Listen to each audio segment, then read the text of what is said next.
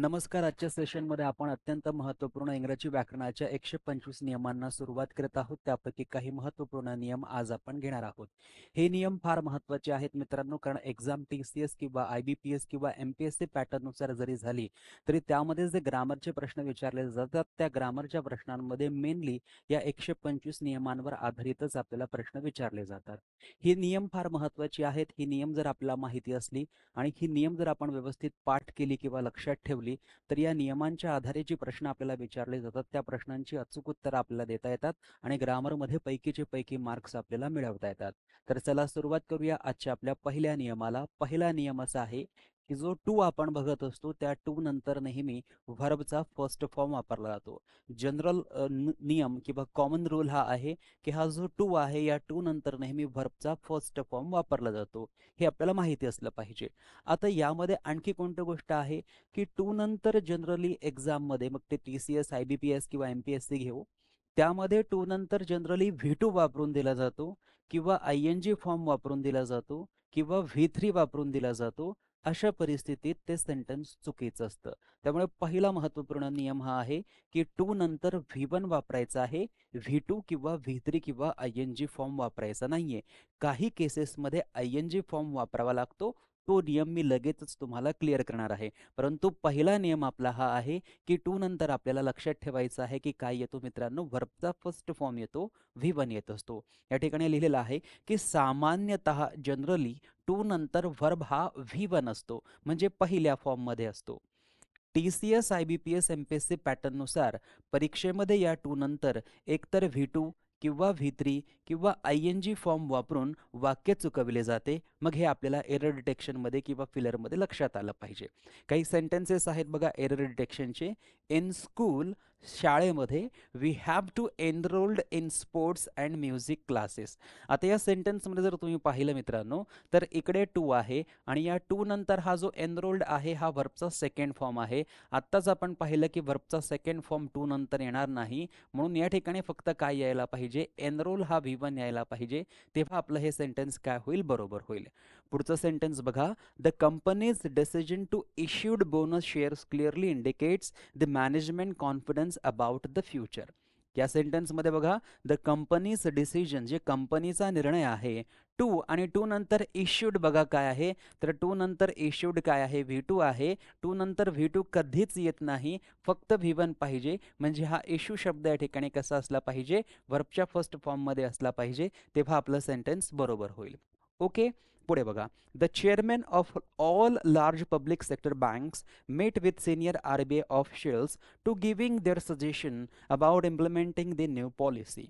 या सेंटेन्समध्ये पुन्हा बघा, इकडे टू आहे आणि टू नंतर हा जो व्हर्ब आहे हा आता ING फॉर्ममध्ये दिलेला आहे. हा चुकीचा आहे. हा काय असला पाहिजे मित्रांनो, गिव्ह असला पाहिजे. म्हणजेच हा V1 व्हर्बचा फर्स्ट फॉर्म असला पाहिजे. तेव्हा आपलं सेंटेन्स बरोबर होईल. तर अशा पद्धतीने आपल्याला सेंटेन्सेस दिली जातात. त्या सेंटेन्सेसमध्ये टू नंतर VING V2 किंवा V3 वापरला जातो की जो चुकीचा असतो. त्याऐवजी काय असला पाहिजे, V1 असला पाहिजे. हे सर्वांनी लक्षात घ्यायचं आहे. पुढे बघा. The government officials have met heads of commercial banks later this week to got their views on liquidity and growth despite deposits. So या ठिकाणी बघा हा टू आहे आणि हा गॉट काय आहे, हा गॉट आहे V2. हा चुकीचा आहे. इकडे काय पाहिजे, गेट V1 पाहिजे. तेव्हा सेंटेन्स बरोबर होईल. पुढचं सेंटेन्स बघा. It is difficult to understood. पुन्हा एकदा बघा, इथे टू आहे आणि इकडे अंडरस्टूड आहे. अंडरस्टूड काय आहे, V2 आहे. हा चुकीचा होईल. या ठिकाणी काय असला पाहिजे, अंडरस्टँड असला पाहिजे की जो काय असणार आहे, V1 असणार आहे. आणि अशा पद्धतीने हे प्रश्न आपल्याला सोडवायचे असतात. त्यामुळे हा महत्त्वाचा नियम आहे.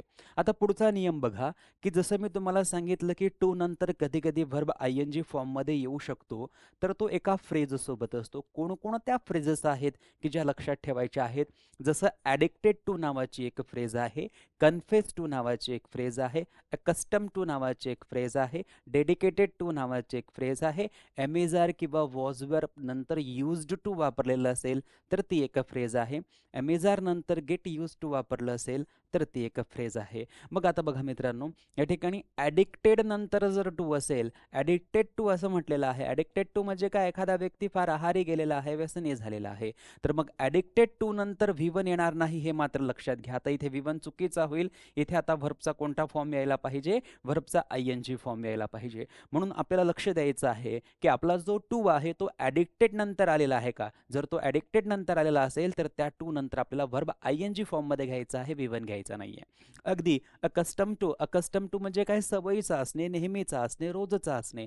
सो जे काय आपण रोजचं करतो, नेहमीचं करतो, सवयीचं असतं, त्याला आपण अकस्टम टू असं म्हणत असतो. आणि या अकस्टम्ड टू नंतर देखील आपण व्हर्बचा फर्स्ट फॉर्म वापरत नाही, इकडे देखील आपल्याला व्हर्बचा ING फॉर्म वापरायचा आहे. कन्फेस टू, आपण कन्फेस करतो, डेडिकेटेड टू समर्पित असतो, यानंतर देखील आपल्याला ING फॉर्मचा व्हर्ब वापरायचा आहे, V1 वापरायचा नाहीये. त्यानंतर विथ व्ह्यू टू असेल किंवा लुक फॉरवर्ड टू असेल, हे फार महत्त्वाचं आहे, हे फार परीक्षांमध्ये विचारलं गेलेलं आहे. आणि ॲमेझार किंवा वॉजवेअर प्लस यूज टू नंतर आपल्याला व्हर्बचा ING फॉर्म वापरायचा आहे, हे MPSCच्या परीक्षांमध्ये आपल्याला आत्तापर्यंत विचारलं गेलेलं आहे. त्यानंतर गेट असेल, गॉट असेल किंवा गेटिंग असेल, त्यानंतर जर यूज्ड टू असेल तर त्यानंतरही आपल्याला व्हर्ब ING फॉर्ममध्ये वापरायचा आहे.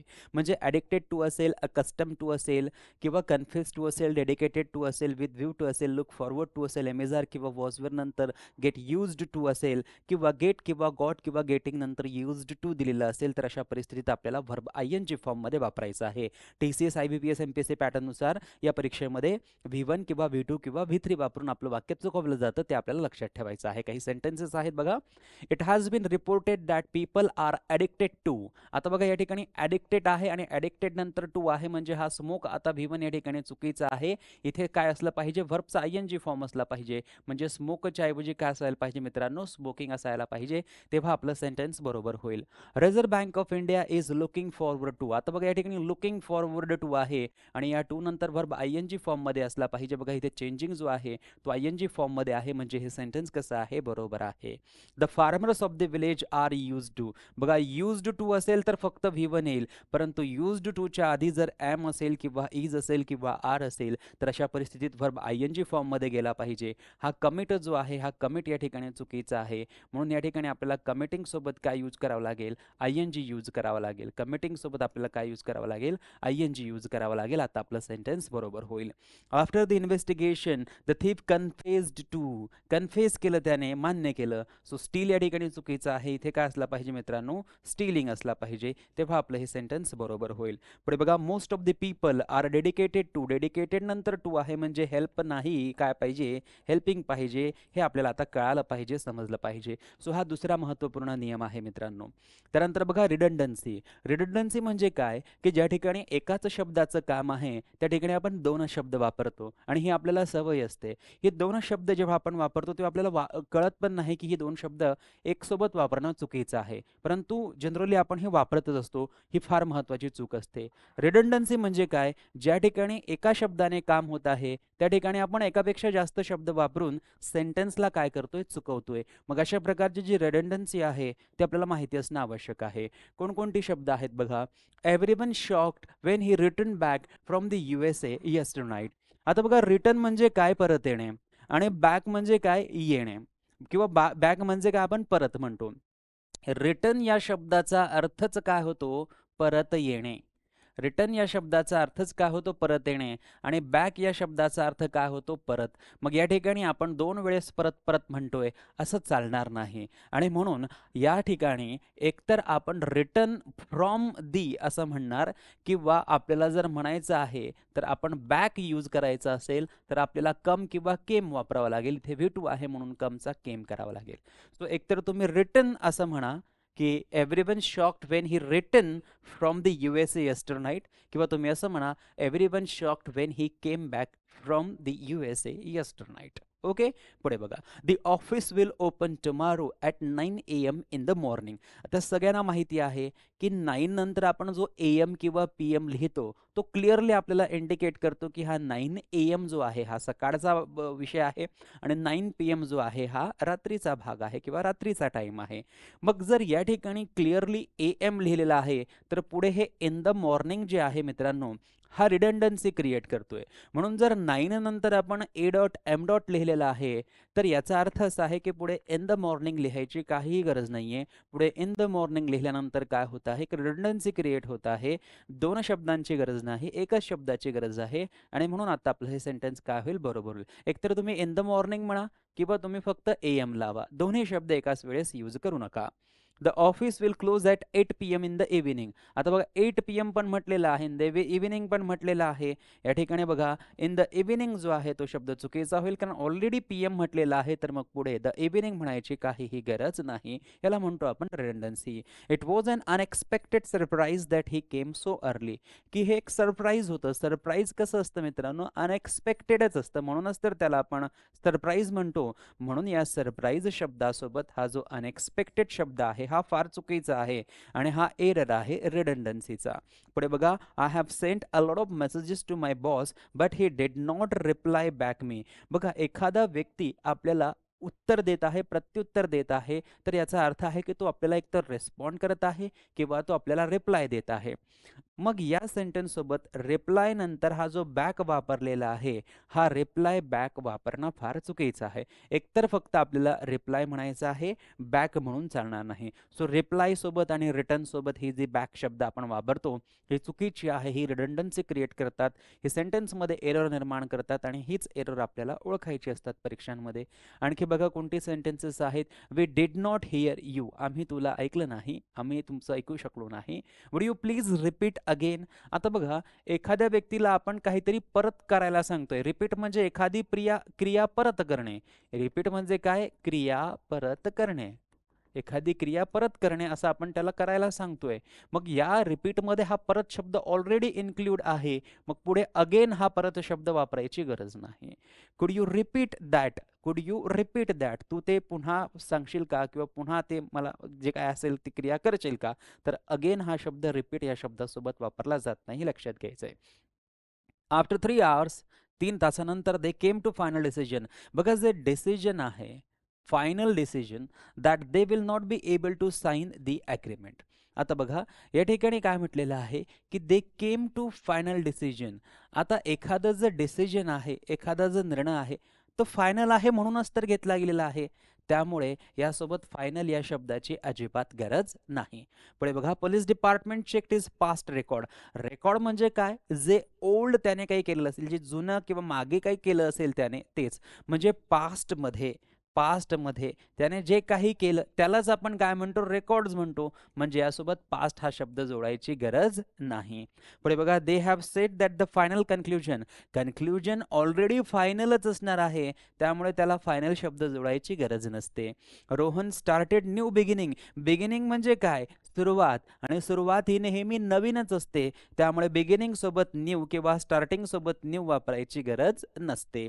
पुढे बघा, फायनल वर्डिक्ट. वर्डिक्ट म्हणजे काय, निर्णय जो द्यायचा आहे तो, निकाल जो द्यायचा आहे तो. निकाल हा ऑलरेडी फायनलच असतो, त्यामुळे त्यासोबतही फायनल वापरायची गरज नाही. वर्डिक्ट सोबत, कन्क्ल्युजन सोबत किंवा डिसिजन सोबत जो फायनल शब्द वापरला जातो तो चुकीचा असतो, तो वापरू नये मित्रांनो. पुढे बघा, पुढचा नियम आहे रूल नंबर 4 की सिंग्युलर सब्जेक्ट V1 SES. की जर एखाद्या वेळेस आपल्या वाक्याचा सब्जेक्ट हा सिंग्युलर असेल आणि त्यासोबत जर व्हर्बचा फर्स्ट फॉर्म वापरला असेल तर तो चुकीचा असतो, कारण त्याला एस किंवा ES जोडणं फार आवश्यक असतं मित्रांनो. बघा, सेंटेन्समध्ये काय आहे की द निडल इन कंपास. कंपासमध्ये जी निडल असते, कंपासमध्ये जी निडल असते, आपण म्हणतो ना की तो एक कंपास असते बघा, उत्तर आणि दक्षिण ध्रुव जो आहे तो त्यामध्ये कॉन्स्टंट असतो, तो उत्तर आणि दक्षिणेला स्थिर असतो. त्या कंपासमधली ही जी निडल आहे ही नेहमी कुठे पॉइंट आउट करते, नॉर्थलाच पॉइंट आउट करते. मग या ठिकाणी आपण फक्त एका निडलबद्दल बोलत आहोत आणि म्हणून या ठिकाणी पॉइंट जो V1 वापरलेला आहे हा कसा आहे, चुकीचा आहे. हा पॉइंट काय असला पाहिजे, पॉइंट्स असला पाहिजे. म्हणजे पॉइंट या व्हर्बला काय जोडला पाहिजे, एस जोडला पाहिजे, तेव्हा आपलं हे सेंटेन्स बरोबर होईल. The political climate of the country.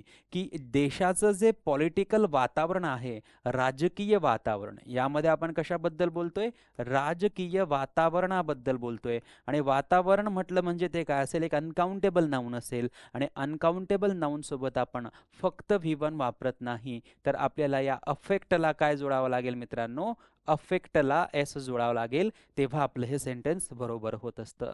पुढे बघा, the prime minister look after the external affairs too. या ठिकाणी द प्राईम मिनिस्टर किती आहे? एकच आहे.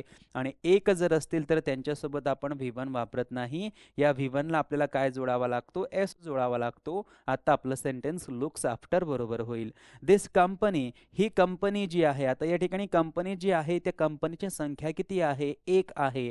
मग कंपनीची संख्या जर एक आहे तर ते प्रॉमिस V1 घेणार नाही. या प्रॉमिस सोबत आपल्याला काय जोडावं लागेल? एस जोडावा लागेल, प्रॉमिसेस करावं लागेल, तेव्हा सेंटेन्स बरोबर होईल. रोहित नो, रोहित व्यक्ती किती आहे? एक. म्हणून यासोबत V1 जो वापरला जातो मित्रांनो तो चुकीचा असतो. या नो सोबत आपण काय जोडायचा? एस जोडायचा, तेव्हा आपलं सेंटेन्स बरोबर होईल. पुढे बघा, अवर युनिव्हर्सिटी, आपली जी युनिव्हर्सिटी आहे युनिव्हर्सिटीची संख्या किती आहे? एक. आणि संख्या जर एक असेल तर V1 येत नाही. आपल्याला V1 ला काय जोडावा लागतो? एस जोडावा लागतो, म्हणून इथे एस बरोबर होईल. इट नंतर आपल्याला हा जो टेक दिलेला आहे V1, इट नंतर जर V1 दिलेला असेल तर तो चुकीचा असतो. या V1 ला आपल्याला काय करायचं आहे मित्रांनो? एस जोडायचा आहे. आता हा टेक्स या ठिकाणी बरोबर होईल. त्यानंतर या ठिकाणी एज्युकेशन, एज्युकेशन काय आहे? एक अनकाउंटेबल नाउन आहे आणि अनकाउंटेबल नाउन सोबत कधीच V1 वापरला जात नाही. त्यामुळे एनेबल V1 जो आहे तो चुकीचा आहे. या एनेबलला आपल्याला काय करायचं आहे? एनेबल्स करायचं आहे, तेव्हा आपलं सेंटेन्स बरोबर होईल. ही युजुअली, ही नंतर आपण हा जो ड्रिंक बघतोय हा V1 आहे. ही नंतर कधीच V1 येत नाही. ही नंतर जो V1 असतो तो एस घेऊनच येतो, म्हणून या ड्रिंकला एस जोडावा लागेल, तेव्हा आपलं सेंटेन्स बरोबर होईल. व्ही नंतर या ठिकाणी फाईट्स म्हटलेलं आहे की जे चुकीचं आहे. बघा, व्ही म्हणजे काय? एकापेक्षा जास्त आपण झालोत आणि यासोबत नेहमी काय वापरला पाहिजे? V1 वापरला पाहिजे. म्हणजे इकडे इकडे काय वापरला पाहिजे? इकडे वापरला पाहिजे मित्रांनो फाईट हा शब्द. इथे V1 ला एस जोडायची गरज नाहीये. हा टेन्सचा नियम आपल्याला माहिती असेल. आणि त्यानंतर रूल नंबर 5, रूल नंबर 5 काय आहे मित्रांनो? की जर वाक्यामध्ये नोला ING जोडलेला असेल, वाक्यामध्ये स्टेटला ING जोडलेला असेल, वाक्यामध्ये ॲपियर किंवा साऊंड या शब्दांना ING जोडलेला असेल तर ही शब्द चुकीचे होतात, कारण ही प्रेझेंट कंटिन्युअस टेन्समध्ये येत नाहीत. आपल्याला जर स्टेटिव्ह व्हर्ब हा प्रकार माहिती असेल की जे स्टेट दाखवणारे व्हर्ब्स असतात ती एक अवस्था दाखवतात आणि ती अवस्था दाखवत असल्यामुळे आपल्याला त्यांना ING फॉर्ममध्ये घेता येत नाहीत. मग बघा, त्यामध्ये आहे नो, नो म्हणजे माहिती असणे एक अवस्था आहे. अंडरस्टँड म्हणजे समजणे एक अवस्था आहे. बिलीव्ह मानणे, ओ म्हणजे किंवा पजेस म्हणजे आपल्या मालकीचे असणे, माइंड आणि मीन, मीन म्हणजे म्हणणे. त्यानंतर ॲपियर आहे, साऊंड आहे, सीम आहे दिसणे किंवा समजणे असं या अर्थाने आपण घेतो. स्मेल, स्मेल म्हणजे एखादी वस्तूचा आपल्याला वास वगैरे येतो, सुगंध वगैरे दुर्गंध जे काय असेल ते. टेस्ट चव, लाईक आवडणे, लव प्रेम करणे, प्रेफर जास्त आवडणे, डिसलाईक नावडणे आणि बिलॉंग च्या मालकीचे असणे. हे जे शब्द आहेत मित्रांनो या शब्दांना कधीच ING प्रत्यय लावून कोणत्याही कॉन्टिन्युअस टेन्समध्ये वापरायचं नसतं.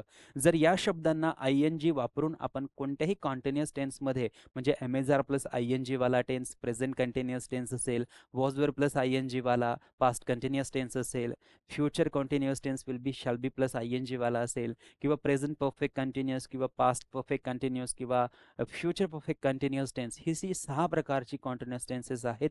यांच्यामध्ये जर या शब्दांना ING प्रत्यय लावून दिलेला असेल तर ते शब्द काय होतात मित्रांनो? चुकीचे होतात. आणखी बरीच शब्द आहेत, ते पुढे जसं जसं आपण नियम बघणार तसं तसं मी तुम्हाला सांगणार.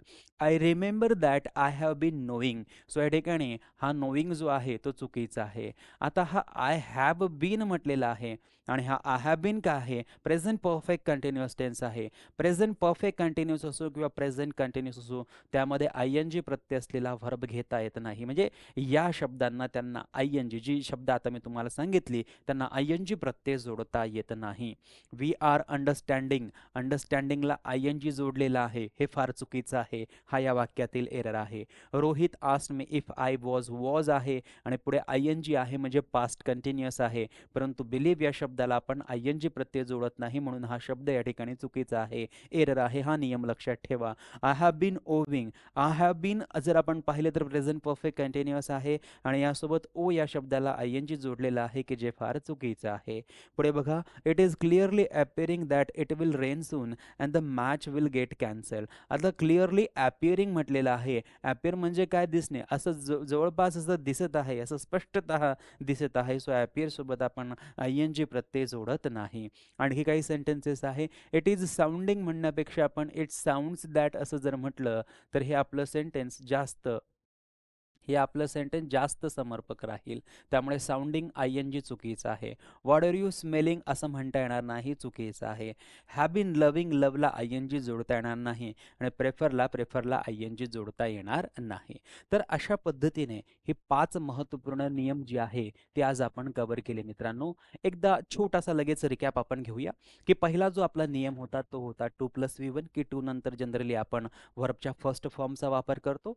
2 नंतर जर V2 V3 किंवा आय एन जी दिलेला असेल तर ती वाक्य चुकीची असतात. परंतु त्यानंतर रूल 2 आपण लगेचच त्याचा अपवाद पाहिला की काही वेळेस 2 नंतर आय एन जी वापरला जातो. मग केव्हा? जर ॲडिक्टेड नंतर 2 असेल, कन्फेस नंतर 2 असेल, अकस्टम नंतर 2 असेल, डेडिकेटेड नंतर 2 असेल, विथ विव 2 नंतर 2 असेल, लुक फॉरवर्ड 2 नंतर 2 असेल, अमेझार वॉजवेअर नंतर गेट युज्ड, अमेझार वॉजवेअर नंतर युज्ड 2 असेल तर व्ही आय एन जी येईल. आणि जर गेट असेल, गॉट असेल, गेटिंग असेल, त्यानंतर युज्ड टू असेल तर त्यानंतर आय एन जी येईल. सो ॲडिक्टेड टू हे सर्व शब्द व्यवस्थित लक्षात ठेवा. काही जास्त शब्द नाही आहेत आणि यांवर आपल्याला वारंवार प्रश्न जे आहेत ते विचारले जातात. त्यानंतर तिसरा नियम आपण पाहिला रिडंडन्सी, की काही शब्द असे असतात की ज्या ठिकाणी केवळ एका शब्दाची गरज असते परंतु त्या ठिकाणी 2 शब्द वापरले जातात. जसे की फायनल कन्क्ल्युजन चुकीचं आहे, फक्त कन्क्ल्युजन. फायनल डिसिजन चुकीचं आहे, फक्त डिसिजन म्हटलं पाहिजे. फायनल व्हर्डिक्ट म्हणणं चुकीचं आहे, फक्त व्हर्डिक्ट आला पाहिजे. त्यानंतर आपण रिटर्न बॅक पाहिलं तेही चुकीचं होतं, रिप्लाय बॅक पाहिलं तेही चुकीचं होतं, अनएक्सपेक्टेड सरप्राईज पाहिलं तेही चुकीचं होतं, फक्त काय पाहिजे? सरप्राईज पाहिजे. असे अनेक शब्द आहेत. त्यानंतर आपण चौथा नियम काय पाहिलात की चौथ्या नियमामध्ये आपण पाहिलं की जनरली जो प्रेझेंट इंडेफिनिट टेन्स असतो त्यामध्ये जेव्हा V1 ला एस ई एस लावण्याची गरज पडते तेव्हा तो लावलेला नसतो. अशा परिस्थितीत जर तो लावलेला नसेल तर ते चुकीचं आहे. आणि अशी आपण ही काही महत्त्वपूर्ण सेंटेन्सेस पाहिली. आणि पाचवा नियम आपण हा पाहिला की असे काही व्हर्ब आहेत की जे स्टेटिव्ह व्हर्ब्स असतात ज्यांना आय एन जी प्रत्यय जोडून आपण कोणत्याच कॉन्टिन्युअस टेन्समध्ये घेऊ शकत नाही. त्यामध्ये लाईक आहे, त्यामध्ये लव आहे, त्यामध्ये टेस्ट आहे, त्यामध्ये स्मेल आहे, साऊंड आहे, ॲपियर आहे, नो आहे, हिअर आहे. अशा प्रकारचे शब्द आहेत की ज्यांना आपण कोणत्याही कॉन्टिन्युअस टेन्समध्ये आय एन जी प्रत्यय लावून घेत नाही कारण ते सेंटेन्स तयार करू शकत नाही. तर अशा प्रकारची 5 महत्त्वपूर्ण नियम आपण पाहिले मित्रांनो. अशी संपूर्ण 125+ नियम आहेत आणि हे सर्व आपण आपल्या ऑनलाईन कोर्समध्ये घेतलेले आहे. विविध प्रकारचे ऑनलाईन कोर्सेस आपले एस के एज्युकेशन या ॲपवर लॉन्च झालेले आहेत. त्यामुळे या कोर्सचा आपण फायदा घेऊ शकतात. सर्व नियम करण्यासाठी तुम्हाला ही क्लासेस जॉईन करावे लागतील. यासाठी डेस्क्रिप्शन बॉक्समध्ये लिंक दिलेली आहे. तुम्ही तिथून लिंकवर क्लिक करून ॲप डाउनलोड करून विविध कोर्सेसला तुम्ही बघू शकतात आणि त्यानंतर तुम्ही तुमचे ॲडमिशन कन्फर्म करू शकतात. आजच्या लेक्चरमध्ये आपण इथेच थांबूया. Thank you so much. Take care. Bye bye.